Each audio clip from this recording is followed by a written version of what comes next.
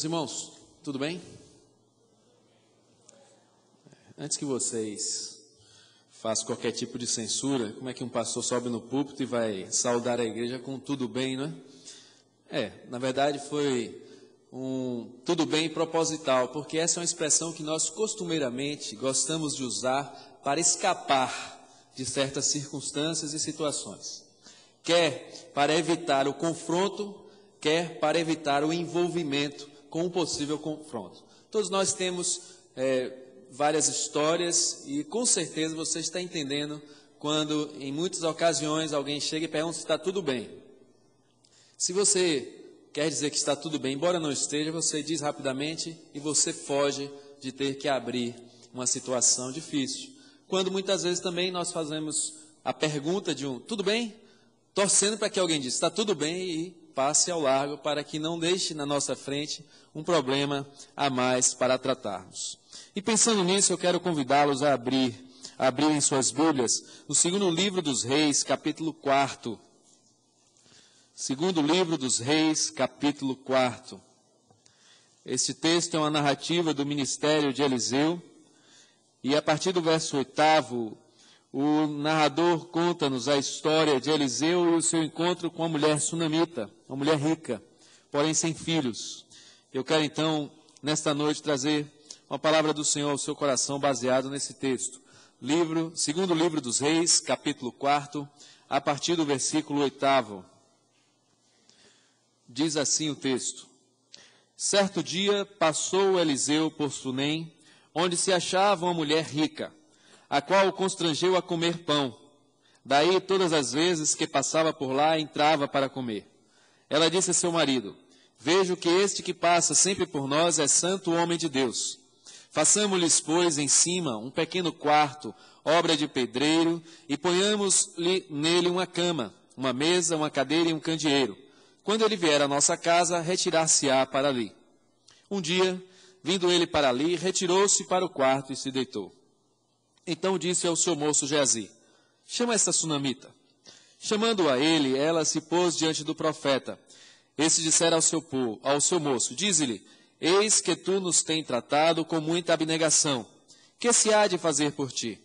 Haverá alguma coisa de que se fale a teu favor ao rei ou ao comandante do exército? Ela respondeu: Habito no meio do meu povo. Então disse o profeta: Que se há de fazer por ela? Geazi respondeu: Ora, ela não tem filho e seu marido é velho. Disse Eliseu: Chama. Chamando-a ele, ela se pôs à porta. Disse-lhe o profeta: Por este tempo, daqui a 1 ano, abraçarás um filho. Ela disse-lhe: Não, meu senhor, homem de Deus, não mintas a tua serva. Concebeu a mulher e deu à luz a um filho no tempo determinado, quando fez 1 ano, segundo Eliseu lhe dissera. Tendo crescido o menino, saiu certo dia a ter com seu pai, que estava com os segadores. Disse a seu pai: Ai, a minha cabeça! Então o pai disse ao seu moço: Leva-o à sua mãe. Ele o tomou e o levou à sua mãe, sobre cujos joelhos ficou sentado até ao meio-dia e morreu. Subiu ela e o deitou sobre a cama do homem de Deus, fechou a porta e saiu. Chamou a seu marido e lhe disse: Manda-me um dos moços e uma das jumentas para que eu corra ao homem de Deus e volte. Perguntou ele: Por que vais a ele hoje? Não é dia da festa da lua nova nem sábado. Ela disse: Não faz mal. Então fez ela albardar a jumenta e disse ao moço: Guia e anda, não te detenhas no caminhar, senão quando eu te disser.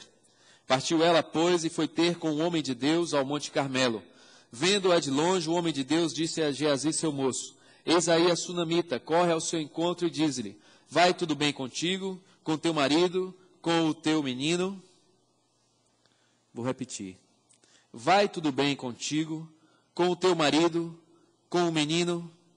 Ela respondeu: Tudo bem. Chegando ela, pois, ao homem de Deus, ao monte, abraçou-lhe os pés. Então se chegou Geazi para arrancá-la, mas o homem de Deus lhe disse: Deixa, porque a sua alma está em amargura, e o Senhor mo encobriu e não mo manifestou. Disse ela: Pedi eu ao meu Senhor algum filho? Não disse eu: Não me enganes? Disse o profeta Geazi: Cinge os lombos, toma o meu bordão contigo e vai. Se encontrares alguém, não o saúdes. E se alguém te saudar, não lhe respondas. Põe o meu bordão sobre o rosto do menino. Porém, disse a mãe do menino: tão certo como vive o Senhor e vive a tua alma, não te deixarei. Então ele se levantou e a seguiu. Geazi passou adiante deles e pôs o bordão sobre o rosto do menino, porém não houve nele voz nem sinal de vida. Então voltou a encontrar-se com Eliseu e lhe deu aviso, e disse: o menino não despertou.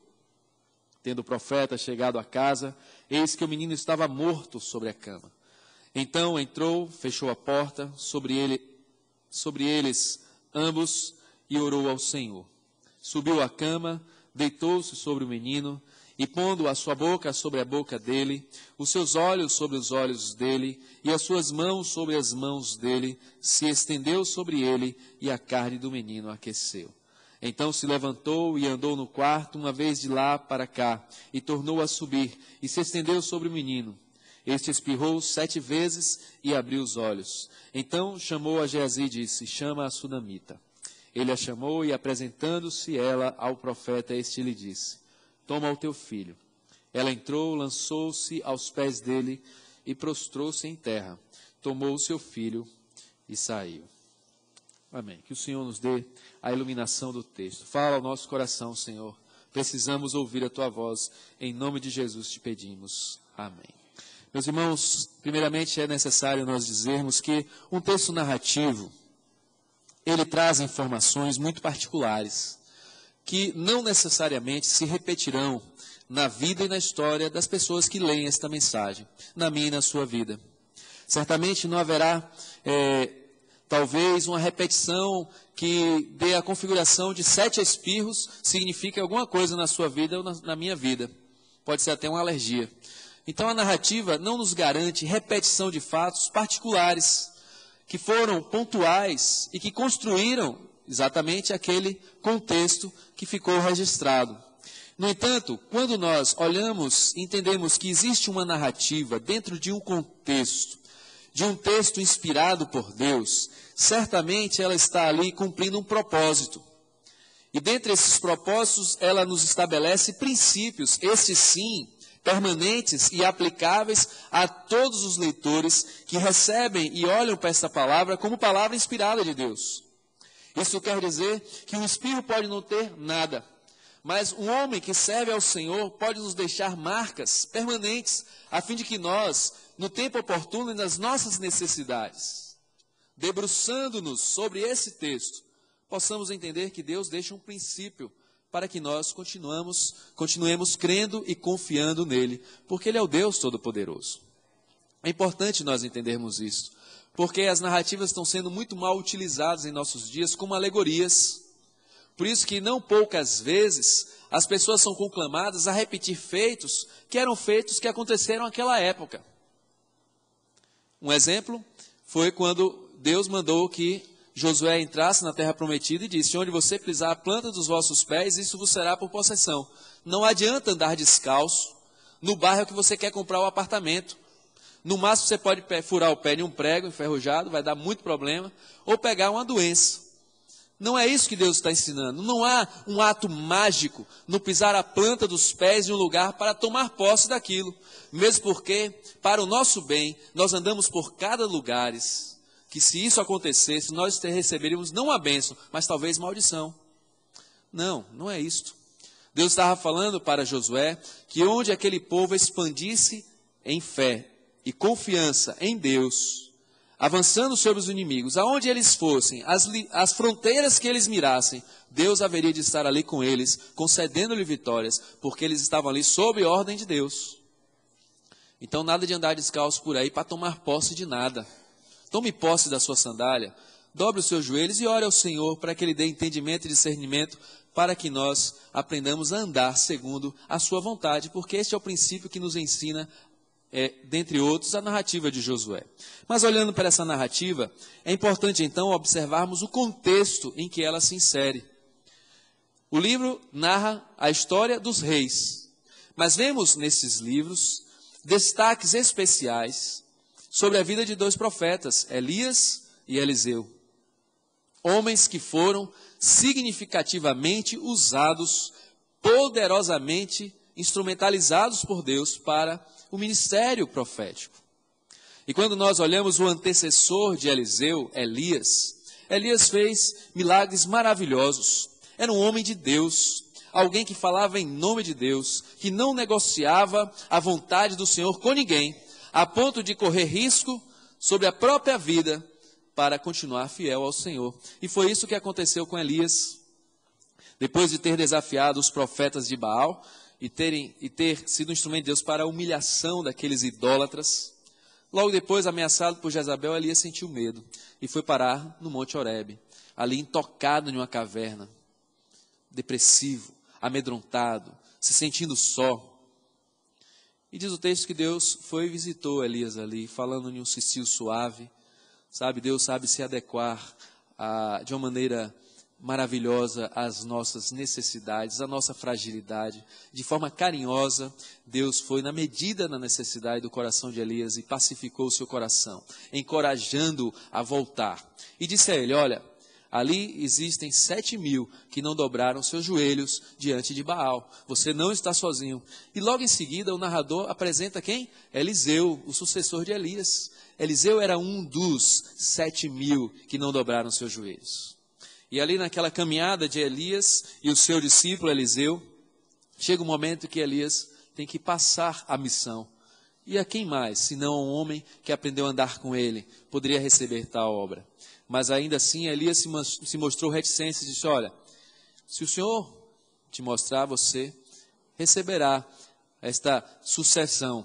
Não pertence a mim, é dura coisa, então somente o Senhor pode lhe incumbir. E aí nós vemos a passagem, né? Eliseu pediu porção dobrada do espírito de Elias e Eliseu pôde contemplar a carruagem de fogo descendo para buscar aquele servo do Senhor, né? E quanto tempo nós não nos emocionamos com isso, né? Há quanto tempo nós não nos sensibilizamos pelo momento tão honrado de Deus receber um servo? Porque quando nós olhamos para a palavra, em diversas maneiras, em vários momentos, Deus demonstra como Ele recebe carinhosamente aqueles que aprenderam a amá-lo e a servi-lo. Elias é um destes. E Eliseu então assume o seu posto. E da mesma forma como Elias teve o seu ministério ratificado pela ação poderosa de Deus, contra a idolatria, contra o pecado, contra as forças de reis corruptos, Eliseu recebeu a mesma unção. E através do seu ministério, ficava muito claro e patenteado de que Deus estava com ele. Por isso que nós vemos não somente as narrativas dos milagres de Elias, mas parece que a porção dobrada dos milagres pela vida de Eliseu. Então há um propósito de Deus em mostrar que, independente das circunstâncias que possam sufocar a verdade, ainda que no tempo oportuno e atual, no tempo que nós vivemos, possamos imaginar que estamos sendo cada vez mais bombardeados e cercados por todos os lados, com forças ferozes, furiosas, ainda assim, Deus nos ensina que Ele preserva aqueles que confiam nele e mantêm-se fiel a Ele. E não haverá tempo em que Deus não deixará de trazer a sua palavra poderosamente ao coração daqueles que o temem. E isso era o que autenticava o ministério de Eliseu. Tantos milagres, não é para exaltar o homem, mas para glorificar a Deus. E esta passagem, então, nos dá indicativos de que era isto mesmo. Eliseu passava por Sunem e costumeiramente comia na casa de uma mulher sunamita rica. E ela disse para o marido, vejo que este que passa sempre por nós é santo homem de Deus. A sua vida falava mais alto que suas palavras, a ponto de ser reconhecido que de fato era um homem santo de Deus. E é para isso que Deus nos chamou, para sermos reconhecidos assim. Está aqui um princípio que precisa ser obedecido e praticado. Fomos todos chamados para trazer luz, para salgar a terra, a fim de que os homens, vendo as nossas boas obras, glorificassem ao nosso Pai que está nos céus. Fomos chamados para sermos servos reconhecidos, servos de Deus. Eis um princípio que nós podemos extrair dessa narrativa. Mas nessa noite, de forma especial, direcionando-me para a temática da família, eu queria observar algumas coisas registradas aqui nesse texto. Por isso que a minha pergunta não foi sem sentido. Vai tudo bem? É uma pergunta muito importante, é um divisor de águas na história desta mulher e que ficou registrada para nós. Foi a pergunta que mandou fazer Eliseu a mulher que vinha agora com a alma sobrecarregada de amargura, derramando um coração lacerado pela dor, pela ilusão, pela decepção, pela tristeza de mãe. E ela tem que dizer, tudo bem, quando nada estava bem, mas ela precisava chegar no lugar certo para derramar o coração. Por isso, quando eu pergunto a você, vai tudo bem? Eu quero que você raciocine comigo, pense comigo, olhando para esse texto, algumas questões que podem nos impedir de responder, sinceramente. Mas eu quero desafiá-los a outras que nos impulsionem a ter coragem a responder a um vai tudo bem na nossa vida. Vejam bem, coragem é uma palavra-chave aqui. Esta mulher era rica, mas não tinha filhos. Era uma mulher de coração generoso. Vejam que ela cuidava do profeta, dava-lhe pão, teve uma sensibilidade para não somente dar a comida, mas dar acolhida. Mandou fazer um quarto, não era uma coisa simples, mandou fazer um quarto, construí-lo e fazer com que fosse um quarto confortável, e assim o fez, e ela recebia com toda a alegria, e Eliseu usou aquilo como um ponto de passagem mesmo, e ali ele ficava, e ele reconheceu que aquela mulher tinha uma ação abnegada no tratamento respeitoso que tinha para com ele. Esse dissera ao moço, ele disse ao moço, diz-lhe, eis que tu nos tem tratado com muita abnegação. E ele então lhe pergunta, que se há de fazer por ti? Não, está tudo bem. Não, o que se há de fazer por ti? O que você está precisando? Não, mas está tudo bem, sou rica, meu marido está bem, tal. Mas está faltando alguma coisa? O que podemos fazer por você? Essa pergunta talvez mexeu com aquela mulher, ela relutou por um instante, certamente ela guardava no coração, né, o desejo de ser mãe, porque para a época, o contexto da época, uma mulher sem filhos era uma mulher desfavorecida, uma mulher talvez não honrada para muitos, e ao mesmo tempo uma mulher sem herança. Se o marido falecesse, ele já era de certa idade, Geazi, que discípulo de Eliseu, gostava de ficar observando as coisas, nem sempre fazia o que era certo, mas ficava observando tudo, o marido já está numa idadezinha aí, e naquela hora até que ele acertou a observação. Mas o que é que faltava? Por que não dizer? E aqui eu quero dizer uma coisa para vocês, nós precisamos ter coragem de pedir. Nós precisamos ter coragem de abrir o coração e dizer das nossas necessidades, daquilo que nos falta, daquilo que ainda não temos e que não completa a nossa alegria. E a alegria nós podemos tratar de diversas maneiras, mas o fato de pedir, de expor, de abrir o coração, não traz em si nenhum pecado, porque o Senhor, a quem nós recorremos, dará a resposta certa. Mas Ele pede sim que nós nos aproximemos dEle e confessemos as nossas necessidades, que lancemos diante dEle aquilo que tem nos deixado ansiosos. Então, olhando para este fato, eu quero dizer primeiramente que nós precisamos ter coragem de pedir. Porque de outra forma, se nós não pedimos aquilo que necessitamos, sabendo a quem pedimos, é o grande detalhe, poderemos recorrer a qualquer outra fonte, a qualquer outro artifício fabricado por nós mesmos, a fim de substituir uma ausência, a fim de completar algo que ainda está incompleto, a fim de subsidiar algo que ainda não nos satisfaz. E nesta de andarmos sozinhos, tentando fabricar as nossas próprias respostas, escolhemos caminhos errados. Um exemplo clássico, aqueles que querem se casar e namorar. Peça ao Senhor, coloque diante do Senhor, Ele sabe a medida da sua ansiedade, do seu desejo, do seu sonho, mais do que você mesmo. Mas peça a quem? A Ele. Tenha coragem de chegar diante do Senhor, como muitas vezes fez o salmista Davi, falando: até quando, Senhor, esquecer-te-ás de mim para sempre? Até quando? Porque eu falo e não me respondes? Que ousadia humilde de Davi, ao saber a quem ele procurara, e a quem ele era o dependente de Deus. Talvez por isso que ele chegasse com tanta coragem, mas com tanta humildade para dizer assim: eu não estou satisfeito com a minha vida, está faltando alguma coisa. Deus é um namorado, é uma namorada, diga, mas aprenda a pedir. Porque quando você não faz isso a quem de fato pode lhe dar a resposta certa, você fica procurando subterfúgios e outros meios para sanar esse problema, e aí você escolhe errado, aí você se precipita, e o que era para ser um problema resolvido, apenas vira um problema transformado. E aí um problema a dois é muito mais difícil de administrar quando não há paz, quando não há aprovação de Deus. Mas este é um exemplo que pode ser multiplicado por tantos outros do nosso cotidiano. Falta uma casa, peça a Deus. Não há nenhum problema em você pedir uma casa. E não importa quantos quartos você quer nesta casa, peça a Deus. Com sabedoria, peça a Deus. Mas não fique tentando se utilizar de qualquer tipo de negociata.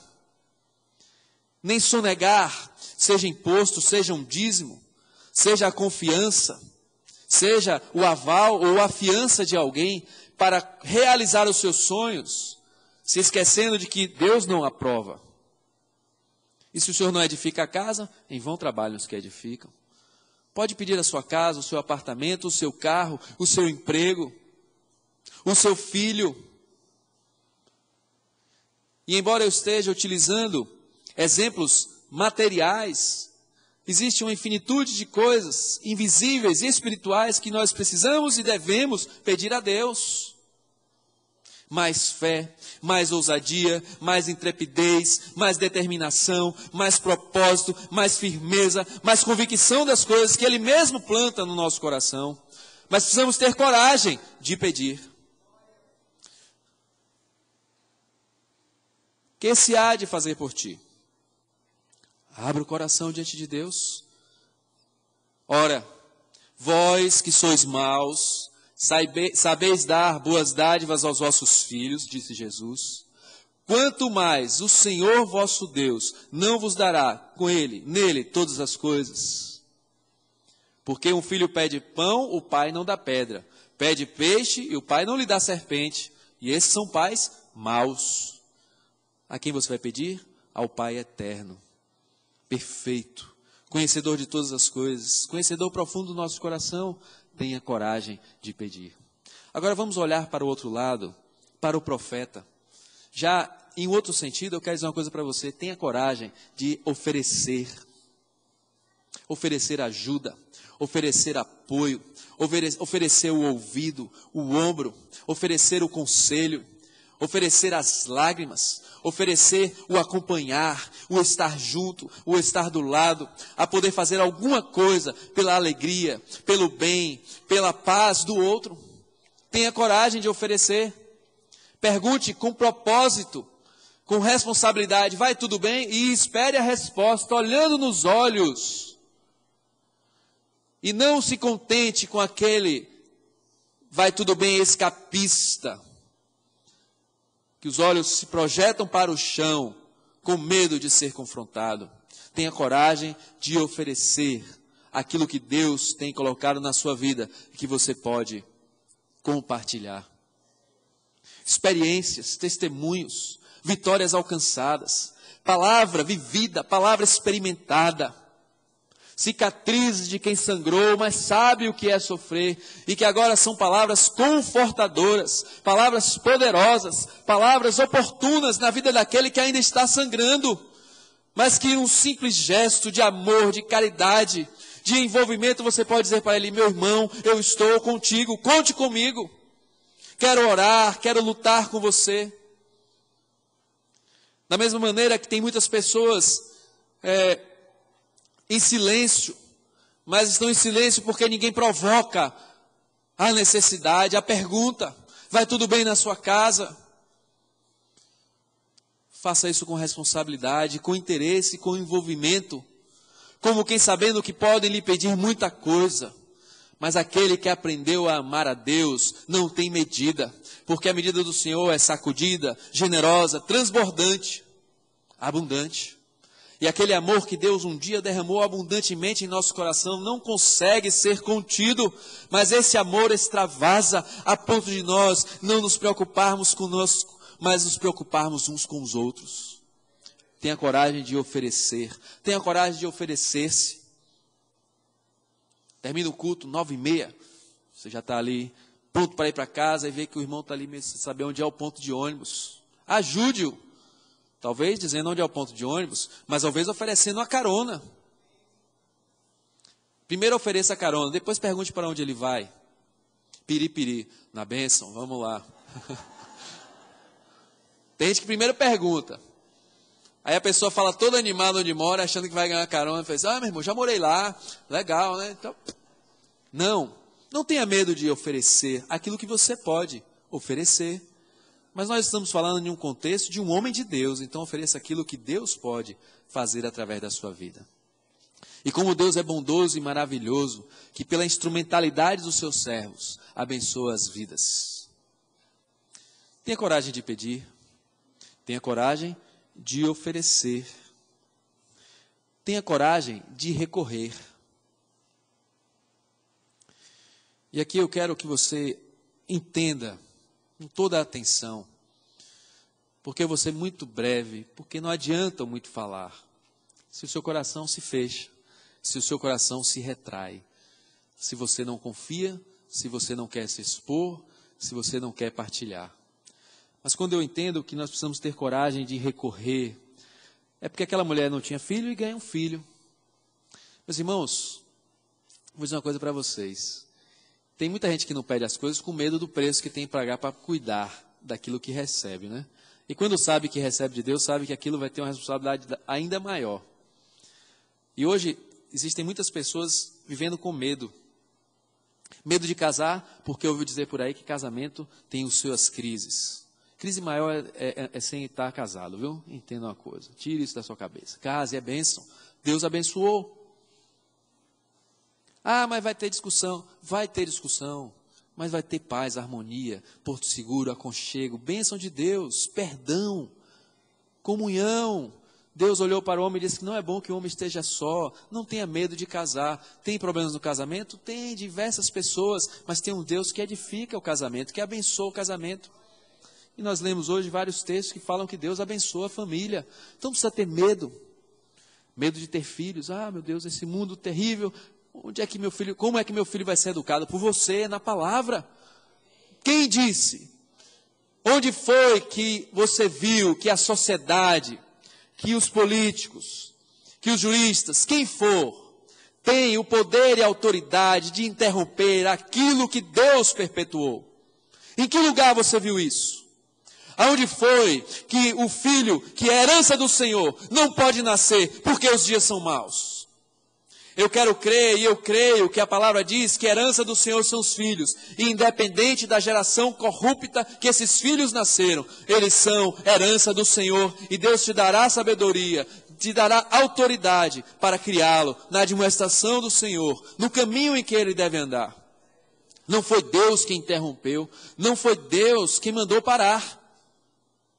Deus continua se colocando presente para perpetuar e sustentar tudo aquilo que Ele aprova e que Ele orienta o seu povo. Então não é a sociedade que interrompe os nossos sonhos e que nos faz ficar amedrontados de pensar mais alto. Então, tenha coragem de pedir, mas quando nós recebemos essas bênçãos, elas requerem cuidado. Existem ainda riscos. Deus prova o nosso coração. Ora, muitas vezes as bênçãos vêm de Deus, vêm dele, mas nós as transformamos em maldição, porque colocamos as bênçãos no lugar do próprio Deus que nos abençoou. E essas coisas se tornam um Deus no nosso coração, então aquela bênção já não pode ser uma bênção, daquela maneira como você está tratando. Tem que ser bênção o tempo todo, Tem que ser usado para ser uma bênção, aquela bênção que vem de Deus. Inclusive hoje nós ficamos até intimidados em pedir a Deus uma bênção, né? Estão usando tanto de forma incorreta essa expressão, pedir uma bênção, que nós estamos até deixando de descumprir a palavra que nos faz recorrer a Deus para solicitar bênçãos que Ele tem, bênçãos espirituais nas regiões celestes, palavra de Deus. Então, tem que ter coragem de pedir e de administrar. Um filho nasce, a qualquer momento Deus pode levá-lo de volta para si. Mas o Senhor deu, o Senhor tomou, bendito seja o nome do Senhor. Somos mordomos de todas as coisas que Deus nos concede. Estamos aqui para administrá-las para a glória de Deus. E no momento que Deus quer, Ele pode trazê-la de volta. Não há problema nisso, porque aquele que deu é aquele que retira, é aquele que consola, que pacifica. Então não precisamos ter medo. Está lá o filho esperado, uma herança que se perpetua naquela família. De repente, o mundo se desfaz, o chão se abre, os castelos se desmoronam, e aquele meu filho morreu. É muito triste essa narrativa, porque ali demonstra que ela é uma mulher de coração sincero, de coração transparente. Não, está tudo bem. Ela ficou constrangida talvez de pedir um filho que muito queria, e a demonstração disso é pela reação que ela teve ao falecimento deste filho, que lhe era muito caro, muito querido, muito amorável. E a tragédia se instala na sua casa. Sabe, meus irmãos, às vezes, essas coisas acontecem exatamente quando nós estamos começando a caminhar com Deus. Quando nós começamos a entender que há um Deus que tem um propósito maravilhoso e eterno, e quando nós lançamos nele toda a nossa confiança, e nós nos inclinamos reconhecendo-o como o único e verdadeiro Deus, as coisas começam a se apertar. Já reparou isso? Como os novos convertidos enfrentam dramas terríveis nas suas casas, com os seus sonhos, com a sua vida, confrontações permanentes, assédios, opressões, e parece que a coisa não vai dar certo, e parece que você vivia mais tranquilo antes. Não, de forma alguma. Sem Deus não pode existir vida tranquila, porque sem Deus o destino é a morte. Mas não há nada que se compare em andar com Deus. No mundo tereis aflições, mas tem de bom ânimo, porque aquele que anda com Deus, anda com aquele que venceu o mundo, e que nos deixou a paz, não como o mundo a dar, para que o nosso coração não se atemorizasse, e pudéssemos confiar nele. O menino morreu. Morreu nos joelhos da mãe. Que cena triste. Que cena impactante. Parece que em silêncio ela pegou aquela criança, levou para o quarto do profeta. Onde mais ela poderia fazer? Levá-lo. Onde mais poderia ver algum lugar de esperança naquela casa, se não no lugar onde costumeiramente passava um homem de Deus? E em silêncio ela deitou aquela criança. O narrador não detalha o tempo que ela ficou ali chorando, sem saber o que fazer, tentando encontrar sentido para aquilo tudo. Talvez gemendo e reclamando diante de Deus o fato de estar vivenciando uma coisa que talvez ela não precisasse passar. Mas ali diz que ela depositou aquela criança e foi em direção onde poderia encontrar o homem de Deus. Essa é uma expressão que é várias vezes repetida nessa narrativa. O nome de Eliseu aparece poucas vezes, mas a expressão homem de Deus aparece mais. E ela vai até ele. E é ele quem manda perguntar: vai, tudo bem? Tudo bem? Não está tudo bem. Tem que falar com o profeta e abraçar-lhe os pés, para então derramar o meu coração.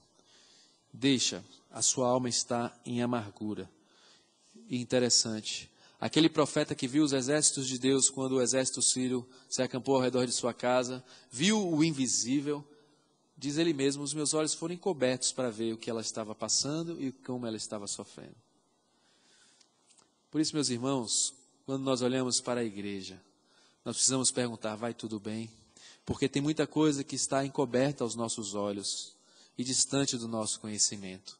Mas pode ser que tem muita gente vivendo em amargura de alma e não tenha coragem de recorrer, de buscar socorro, de extravasar, de abrir o coração, de chorar, de expor a sua fragilidade, de expor a sua total dependência.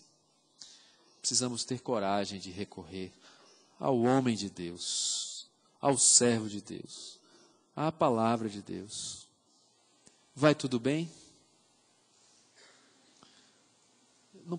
Não tento adivinhar, nem posso penetrar pensamentos, nem mesmo esta câmera, para saber se na sua casa está tudo bem. Eu não sei, talvez muitos estejam aqui com a grande muralha diante da sua própria vida, e você fica tentando tampar os buracos para que ninguém veja o drama que você está vivenciando. Talvez o fato de você nos assistir pela internet, eu sempre lembro disso, seja um motivo de o drama estar tão terrível que você não tem nem coragem de aparecer. E por aí você consegue, pelo menos, tentar encontrar uma solução. Eu quero dizer que nós temos solução no Senhor. Por isso não precisamos ter medo de recorrer ao Senhor. Precisamos ter a coragem de lançar sobre Ele. A ideia é largar um fardo, porque Ele tem cuidado de nós. Ele mesmo nos convidou, o seu Filho Jesus disse: vinde a mim todos vós que estáis sobrecarregados e oprimidos, que eu vos aliviarei. Ele não mente. Ele não mente, nem brinca com os nossos sentimentos. Vinde a mim, abra o coração, confessai-vos uns aos outros, para serdes curados. Fale o que você está passando, recorra a quem pode, em nome do Senhor, lhe ajudar. Deus tem colocado nessa igreja pastores, presbíteros, diáconos, líderes, pais, famílias, que são instrumentos do Senhor para ouvir o seu choro, para receber a sua alma amargurada e poder, em nome de Jesus, fazer alguma coisa. Você não está sozinho, você não está solitário, porque ainda que os olhos humanos não consigam contemplar a dramaticidade daquilo que você tem vivido, no entanto o Senhor os vê completamente límpidos, totalmente transparentes e sabe o que você está passando. E Ele vai te colocar no lugar certo, na hora certa. Abra o seu coração, tenha coragem. Talvez você não seja socorrido pelo pastor, pelo presbítero, mas pelo vizinho, pelo irmão, pela irmã. Recorra, tenha coragem de recorrer. Da mesma forma que a mulher não pode ter medo de pedir, nem de recorrer, e o homem de Deus teve coragem de oferecer, ele tem também coragem de socorrer. Quando alguém está se afogando e está prestes a morrer, quem parte em sua direção para retirá-lo dali, sabe que vai ter que lutar contra aquela pessoa e contra a força das águas, mas vai. Tem caminhadas que são mais longas. Tem choros que custam a acessar. Tem problemas que requerem uma paciência, uma pertinácia, uma perseverança, uma longanimidade, confiança. Demora mais, choram mais, não aparece sinal de resposta, mas não desiste, não desanima, continua. Precisamos ter coragem de socorrer. Quantos estão aí tropeçando, escorregando pelos vales, e nós não temos a coragem de estender a mão, porque as nossas mãos poderão ficar sujas de lama, porque poderá que um daqueles muitos espinhos que sufocam aquela ovelha possam ferir os nossos dedos. Precisamos ter coragem de socorrer, de apresentar. Eliseu poderia ter se retraído. E agora o que eu vou fazer? Essa mulher bem que não pediu nada, para que eu fui oferecer a ela a bênção do filho? Claro, foi Deus que mandou. Mas e agora o que eu vou fazer? Uma bênção é uma coisa, mas duas bênçãos? E agora? O que vou fazer? Não, vai e se apresenta, porque você é o homem de Deus, é Deus é Deus quem está te levantando, foi você quem Deus quis levantar nesse momento. Vai e responde, vai e pergunta, vai e se disponha, vai e acompanha, vai até onde o menino está. E ali, se coloque nas mãos de Deus como instrumento dele. Não tenha medo de retrair a mão ao que te pede ajuda, diz a palavra. Ofereça-se. Precisamos de uma igreja de pessoas maduras e responsáveis uns com os outros. Somos o corpo de Cristo. onde os que se alegram com os que se alegram, fica mais fácil, mas temos que ter aqueles que choram com os que choram também. E tem muita gente chorando, perto de nós. E talvez nós estejamos ouvindo até o sussurrar dessas lágrimas, mas temos medo de nos oferecer. Isso não pode acontecer, porque em nenhum momento nós somos desamparados em nossas dores, porque aquele que nos amou até o fim. E Ele nos ensinou a amar como Ele nos amou. E Jesus amou de forma abnegada, não desistiu de nenhum deles, para que nós não desistamos uns dos outros. Precisamos ter coragem de socorrer. Há muita gente pedindo socorro.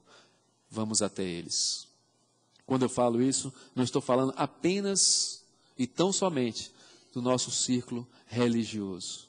Há muitas e muitas outras pessoas, ao alcance dos nossos braços, ao alcance dos nossos olhares, ao alcance das nossas atitudes, precisando de socorro, e nós precisamos ter coragem de socorrê-los. Precisamos ter coragem de pedir, precisamos ter coragem de oferecer em nome de Jesus, precisamos ter coragem de recorrer, responder sinceramente quando nada está bem. Precisamos também ter coragem de socorrer.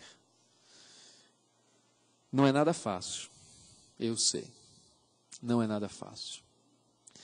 Eu não precisaria aqui, ou talvez precise, esmiuçar as diversas situações que você pode estar passando, dentro da sua própria casa, com a sua saúde, a saúde dos seus filhos, a integridade física da sua casa, no seu trabalho, ou por falta de trabalho. São tantas e poderíamos abrir muitas e muitas situações, na dependência de uma namorada, de um namorado, na frustração de não ter passado ainda no vestibular, de não ter completado um curso superior. São tantas coisas que incomodam o nosso coração, que adoecem a nossa vida, que trazem amargura, ansiedade, medo, resignação. São muitas. E parece que é fácil agora, né, pastor? Não tenha medo de pedir, não tenha medo de oferecer, não tenha medo de recorrer, nem de socorrer. Até tudo rimando para você não esquecer. Eu sei que não é fácil, mas não esqueça não. É possível. Por quê? Como eu falei no início, uma narrativa pode trazer muitos detalhes que podem ser utilizados com sabedoria e prudência, no seu devido lugar, e serem até usados como ilustração para situações nossas. Mas não necessariamente essas se repetem, mas tem princípios que são imutáveis, permanentes, que são eternos. Estes sim, precisam ser aprendidos, observados e obedecidos. E o que esse texto tem como princípio? Que quem governa toda a circunstância é o Senhor. E tanto na ação da mulher, quanto na ação de Eliseu, nós vamos ver corações determinados em confiar no Senhor. Porque Ele, o Senhor, é quem pode nos amparar, quem pode nos socorrer, quem pode usar a nossa vida. É Ele quem está à frente de todas as coisas, da história, da sua história, para dizer: venham a mim e façam o que precisa ser feito. E o que nós aprendemos nessa narrativa, que essa mulher teve determinação em confiar. Não se apartou até que o profeta foi aonde o seu filho estava. E ali diz a narrativa que ele se retirou, orou e o menino reviveu. E a mulher pôde abraçá-lo. Da mesma forma como aquele profeta, em nenhum momento voltou atrás.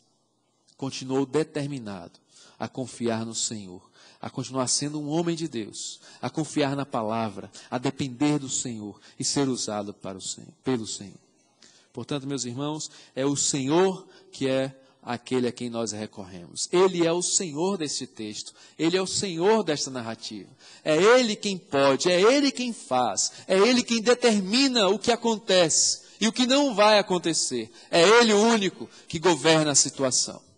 E nós precisamos aprender a sermos determinados em confiar nele, para que não tenhamos medo, mas temos coragem de pedir quando queremos pedir. Que não tenhamos coragem de oferecer o que Deus pode oferecer através da nossa vida. E que nós não tenhamos medo de recorrer quando a coisa não está bem, porque Deus levantará aqueles que têm coragem de socorrer para ampará-lo na sua angústia. Que Deus assim aplique a sua palavra ao nosso coração, em nome de Jesus. Amém.